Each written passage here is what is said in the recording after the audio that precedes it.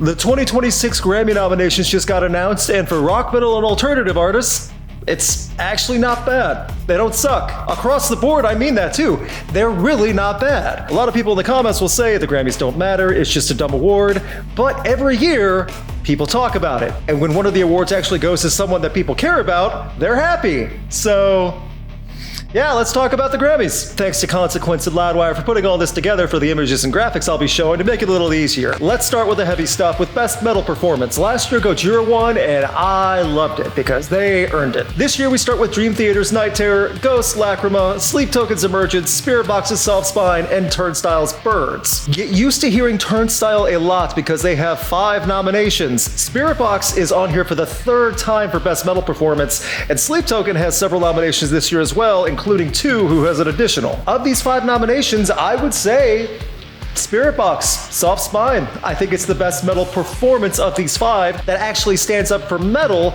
and does a good job of, championing that banner and being a metal band and actually sounding like a metal song. Emergence is great. If they win that one, I'd be surprised, but I still think Sleep Token doesn't qualify for Emergence. I don't mind if Ghost wins this one, but Ghost has won Grammys before. Same principle for Dream Theater, as they've won Best Metal Performance before, and Turnstile's Birds got miscategorized. That's not Turnstile's fault, but I do feel the Academy wants to give Turnstile a lot of shine for their album this year, which I enjoyed. But yeah, I don't think Bird should get this one. I hope that Spiritbox wins Best Metal Performance also, because, again, 3rd year. I think they've shown up enough. For Best Rock Song, 9 Inch Nails' As Alive As You Need Me To Be for the great soundtrack on Tron Ares that no one saw, but everyone loved the music. Sleep Token's Caramel, which is also the 2nd nomination we're talking about from them. Hayley Williams' Glum, Turnstile's Never Enough, and Yungblud Zombie. I am fine with either of the first 2 I mentioned winning, As Alive As You Need Me To Be or Caramel. Sleep Token definitely could win this one for Best Rock Song, and I think it fits. 9 Inch Nails, who I love and they've won Grammys before, could also win with As Alive As You Need Me To Be. I do think Sleep Token should take this one, but if 9 Inch Nails gets it for this song, I'm fine with it. But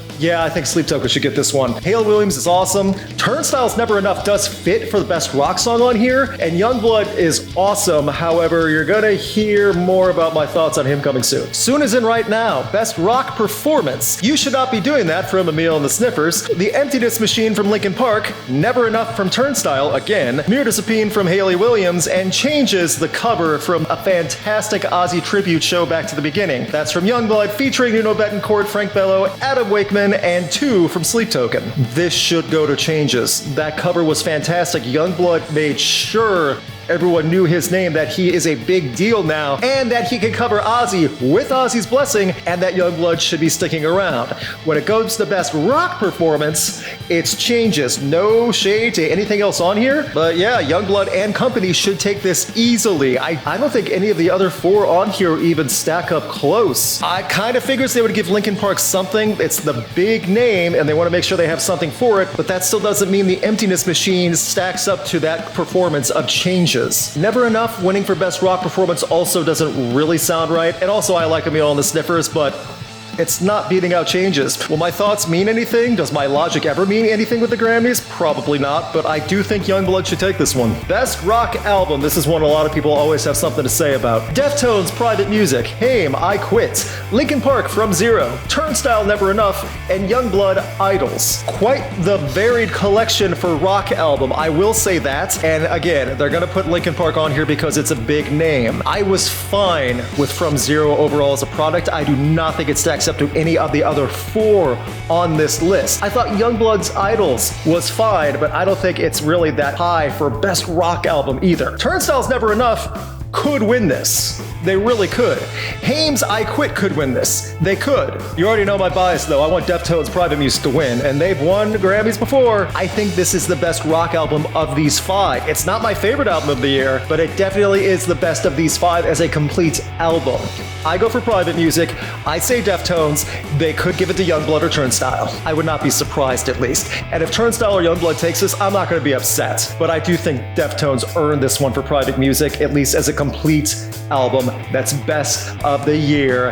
Again, Grammys have a bonkers, wild, man, I don't even know how to describe it. Everyone that votes in the Academy is supposed to have listened to every album and song they vote on this year going forward. I got a feeling they probably won't. Going into alternative with Best Alternative Music Album, Bon Iver with Sable Fable, The Cure for Songs of a Lost World, Tyler the Creator with Don't Tap the Glass, Wet Leg with Moisturizer, and Hayley Williams with Ego Death at a Bachelorette Party. There are solid names on here from past and present. My answer is The Cure, Songs of a Lost World should win. That was my favorite album from last year in general. Of all the albums released in 2024, that was the one, and they came out later in the year, so it qualified for this upcoming year's Grammys. Songs of a Lost World is still amazing. Wet Leg could take it. Hayley Williams probably has the best shot because they want to give more to Hayley Williams as a solo artist. Tyler Creator could take it. I don't see Bon Iver taking this one. I really want to see Robert Smith and The Cure walk up one more time after 16 years of not releasing music to release Songs of a Lost World, and it was so good. If Hayley Williams wins this one, or Wet Leg does for Best Alternative Album, I'm not going to be upset.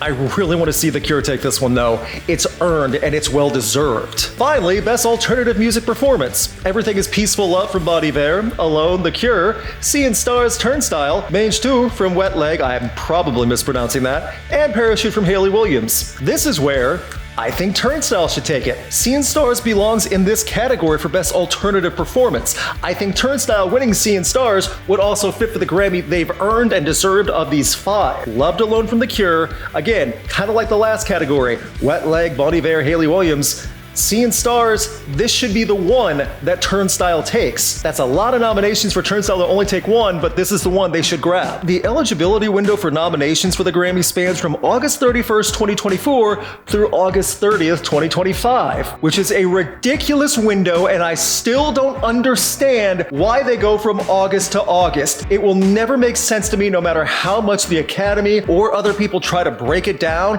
It's a terrible window that needs to be changed. You know what else needs to change that would actually give a little more credence to heavy music and make people appreciate the Grammys just a smidge more?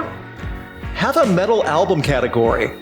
It's time. They can have the Best Metal Performance along with Best Metal Album. That's only one other category, and the Grammys don't have a problem with making 5,000 Grammy nominations and categories every year. I say that because as of now, making this video in 2025, my favorite album is a metal album, and it's not going to be covered in any of these categories, so sucks to be them. I also agree with Lou Brutus, however, saying that a lot of these Grammys would just be given in a back alley if the Grammys could get away with it. Then again, they might just straight up deliver them, and not even good delivery, like deliver them to the homes. They would send laser ships so they just drop kick the Grammys into their front yard and speed off. Laser ship is the Grammys of shipping. Do the Grammys really care about rock and metal and even alternative? No. But they do care about some of these artists. Hayley Williams, Turnstile, Sleep Token they're even paying attention to. Yeah, I can see them giving them a little focus. None of this will be televised, so you have to watch online or just watch the updates next year when the Grammys happen. What sucks is, like the Rock and Roll Hall of Fame,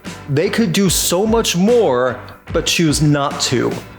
And that hurts, because no matter what people say about how the Grammys don't mean anything and it's just an award, everyone talks about it. So, wouldn't you want to do something that people can talk about in a good light? Is that just too much to ask for or even imagine and comprehend? Then again, it's the Academy for Recording Arts. They do not care about what genre or subgenres people listen to. They care about superstars and focus and attention. I want to know what everyone else thinks. Tell me who you think should win what. I do want to know, and I want to see how wrong we all are in a few months. I'm quite confident no one from the Academy watches this channel.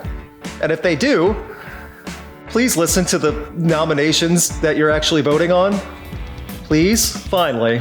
Here's a dog. Ivan here, barking at a noise when he actually just heard Mom knock on the back of the couch, but he thought it was an intruder. So Ivan looked at the front door and said, "This is my house, and who are you?" over and over again. I assure you his bark can be heard down the street. There's a reason I don't play the actual audio. It's because this dog gets so loud.